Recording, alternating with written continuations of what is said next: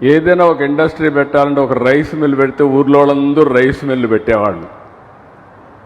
కానీ ఈరోజు ఆ విధంగా కాకుండా వినూత్నమైన ఆలోచనలతో ఇన్నోవేషన్తో ముందుకొచ్చారు. దీనికి మనస్ఫూర్తిగా ఇద్దరిని ప్రమోటర్స్ని, వారికి సహకరిస్తున్న ప్రతి ఒక్కరిని మనస్ఫూర్తిగా అభినందిస్తున్నాం. 2025 జనవరి 6వ తేదీన గ్రీన్ అమోనియాకి గ్రీన్ సిగ్నల్ ఇచ్చాం. అయితే ఇప్పటికే దీన్ని ఒక స్థాయికి తీసుకొచ్చారు. ఈరోజు నాకు ఏమాత్రం అనుమానం లేదు, 2027 మిడ్కంతా అంటే మే జూన్ కంతా కూడా మొదటి ప్రొడక్షన్ కాకినాడ నుంచి స్టార్ట్ అవుతుంది. 0.5 మిలియన్ టన్స్. ఇది ఒక చరిత్ర. ఒకప్పుడు చరిత్ర రాస్తే ఎవరో చేస్తే మనం చూసేవాళ్ళం, కానీ ఈరోజు చరిత్ర తిరగరాయడంలో తెలుగువాడు ముందున్నాడంటే గర్వపడుతున్నా, సంతోషిస్తున్నా. నిన్నే ప్రధానమంత్రి నరేంద్ర మోడీ గారు, జర్మన్ ఛాన్సలర్ గారు ఎంఓయు చేశారు. ఆ ఎంఓయు ప్రకారం కాకినాడలో గ్రీన్ అమోనియా ప్లాంట్ కూడా వస్తుంది. మనం ఇక్కడి నుంచి సప్లై చేస్తున్నాం. ఇంకొక పక్కన మనందరం గుర్తుపెట్టుకోవాల్సిన అవసరం ఉంది. ఇక్కడుండే ప్లాంట్ ఇప్పుడు నాగార్జున ఫెర్టిలైజర్స్ ఎగ్జాక్ట్గా 82, 83 ఆరో తెలుగుదేశం పార్టీ అధ్యక్షులు, వ్యవస్థాపకులు ఎన్టీ రామారావు గారు రాష్ట్రం అంతా తిరుగుతూ ఉంటే ఆ రోజు ఎన్నికల్లో అందరూ అడిగింది ఒక ఫెర్టిలైజర్ ప్లాంట్ కావాలని చెప్పి అడిగారు. తప్పకుండా నాగార్జున ఫెర్టిలైజర్ ప్లాంట్ ఏర్పాటు చేస్తారని ఎన్నికల్లో హామీ ఇచ్చి ఆ హామీని నెరవేర్చిన వ్యక్తి నందమూరి తారక రామారావు గారు, తెలుగుదేశం పార్టీ ఆనాడు. అదే ఆ రోజు మీరు చూస్తే గ్రే అమోనియా, అలాంటి గ్రే అమోనియాని ఈరోజు గ్రీన్ అమోనియాగా తయారు చేశారంటే మరొక చరిత్ర. 4 డికేడ్స్ తర్వాత చాలామందికి అనిపిస్తుంది అమోనియా ఏదైతే ఉంది, మనం అంతా కూడా యూరియా వేస్తూ ఉంటాం కాబట్టి ఇది మామూలు అనుకుంటున్నాం. కానీ ఇది ఒక పెను మార్పు అనే విషయం మీరు గుర్తుపెట్టుకోవాల్సిన అవసరం ఉంది. ఇప్పటి వరకు ప్రపంచం మొత్తం బొగ్గు, చమురు, సహజ వాయువుతోనే సాంప్రదాయ ఇంధనాలపైన ఆధారపడ్డారు. అయితే దీనివల్ల అభివృద్ధి జరిగింది, కానీ పర్యావరణానికి పెద్ద ముప్పు వచ్చింది. టెంపరేచర్ పెరిగిన తర్వాత పర్యావరణంలో సమతుల్యాలన్నీ పూర్తిగా పోయే పరిస్థితి వచ్చింది. ఈరోజు మనం చూస్తున్నాం, ఒక దిక్కడ వర్షం పడితే కుంభవర్షం పడుతుంది, క్లౌడ్ బర్స్టింగ్. ఎప్పుడూ చూడనంత వర్షం పడి ఆ ప్రాంతమంతా కూడా జలమయమయ్యే పరిస్థితి వస్తుంది. ఇప్పుడే డిప్యూటీ సీఎం గారు చెప్పినట్టు ఈరోజు సముద్రంలో కూడా పెను మార్పులకు దోహదం చేసి ఎక్కడికక్కడ భూముల ఎరోషన్ కూడా వచ్చే పరిస్థితికి వస్తూ ఉంది. ఇలాంటి అనేకమైనటువంటి సమస్యలు వస్తున్నాయి.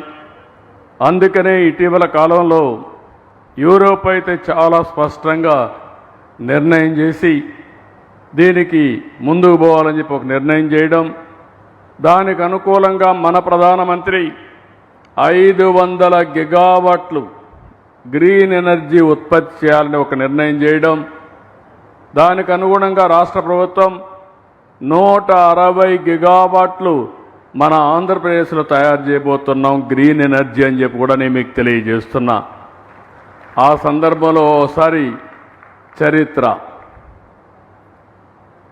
నేను ఒకప్పుడు కరెంటు విషయాల్లో కొంతమందికి ఉండేవాళ్ళు చాలామంది మర్చిపోయి ఉంటారు, కొంతమందికి జ్ఞాపకం ఉంటుంది. ఒకప్పుడు చాలా గ్రామాలకు కరెంట్ లేని సమయాలు, తర్వాత సులువుగా కరెంట్ వచ్చింది.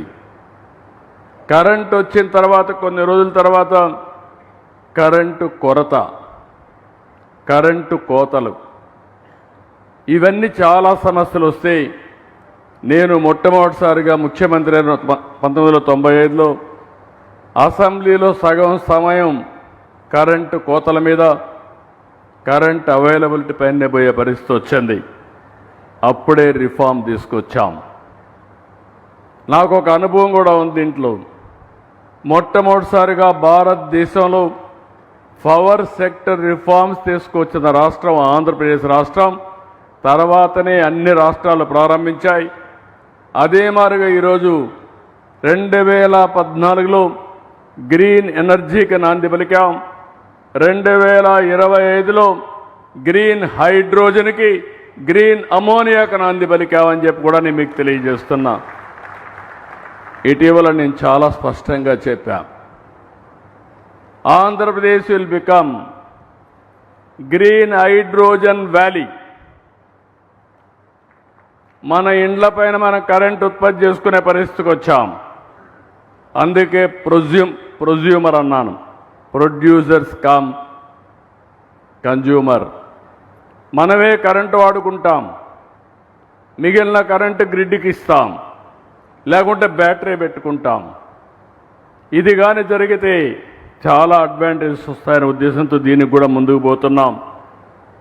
అయితే ఆంధ్రప్రదేశ్కు ఉండే అడ్వాంటేజెస్ ఏ రాష్ట్రానికి లేవు.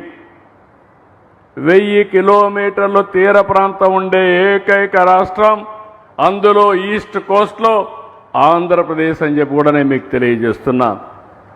నాకు చాలా సంతోషం. ఏఎం గ్రీన్ కో నేను పెట్టింది ఆంధ్రప్రదేశ్ పేరు. ఏదైతే ఈస్ట్ కోస్ట్ కాబట్టి దీనికి సూర్యోదయం మన సన్ రైజ్ ఆంధ్రప్రదేశ్.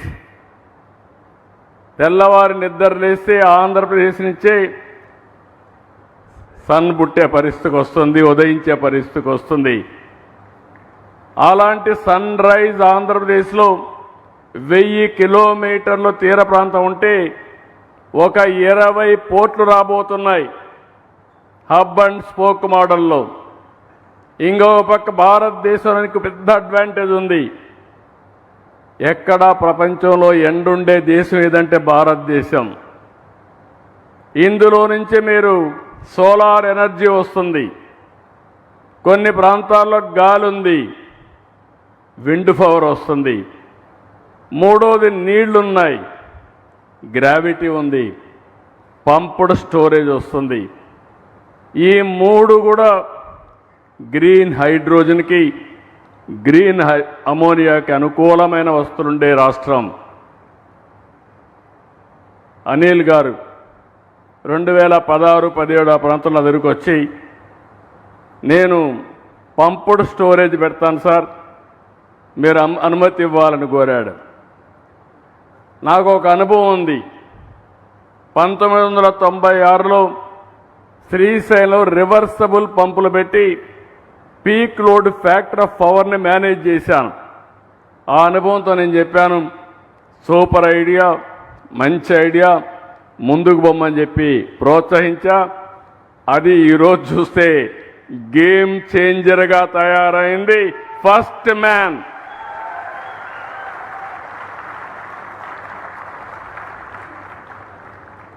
మధ్యలో చిన్న చిన్న ఒడుగుదొడుకులు వచ్చాయి కానీ తట్టుకొని నిలబడగలిగాడు కాబట్టి విజేత అవుతున్నాడని కూడా విజ్ఞప్తి చేస్తున్నా.